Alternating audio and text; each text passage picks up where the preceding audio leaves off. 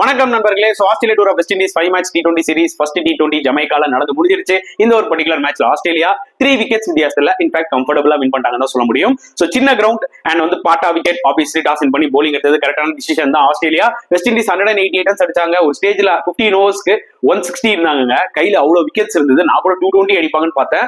But last 5 ஓவர்ஸ்ல Australia செம comeback கொடுத்துட்டாங்கன்னு சொல்ல முடியும். வெஸ்ட் இண்டீஸ் பேட்டிங் எடுத்துக்கிட்டீங்கன்னா ஹோப் ஒரு சூப்பர் 50 அடிச்சாரு. ராஸ்டன் சேஸ் ஒரு அவுட்ஸ்டாண்டிங் 60 அடிச்சாரு. ஹெய்ட்மேயர் ஒரு 38. இவங்க மூணு பேரும் சூப்பரா ஒரு பேஸ் கொடுத்துட்டு போனாங்க. ஓகேங்களா? But unfortunately players like Rovman Powell, Russell, Rutherford இவங்க கிட்ட தான் எக்ஸ்பெக்டேஷன்ஸ் அதிகமா இருந்தது. அந்த ஸ்டேஜும் பெர்ஃபெக்ட்டா செட் ஆச்சு. ஆனா எல்லாருமே சொதப்பிட்டாங்கன்னு தான் சொல்ல முடியும். Ben Dwarshuis is Australian bowler அந்த ஒரு ஓவர்ல 3 விக்கெட் எடுத்து பாத்தீங்கன்னா கேமே டோட்டலா சேஞ்ச் பண்ணிட்டாரு. ஏன்னா 210 அடிச்சிருந்தாங்கன்னு வச்சுக்கோங்களேன் வெஸ்ட் இண்டீஸ், இந்த கேம் வேற மாதிரி போயிருக்கும். திருப்பி ஆஸ்திரேலியா வந்து பாத்தீங்கன்னா ஃபர்ஸ்ட் பால்ல இருந்து அடிக்கிறாங்க. மிச்சல் மார்ஷா இருக்கட்டும், ஓவன்ஸா இருக்கட்டும், கிரீனா இருக்கட்டும், எல்லிஸா இருக்கட்டும், ஃபர்ஸ்ட் பால்ல இருந்து அடிக்கிறாங்கன்னு தான் சொல்ல முடியும். So it was a fantastic win for Australia மக்களே, சொல்லி ஆகணும்.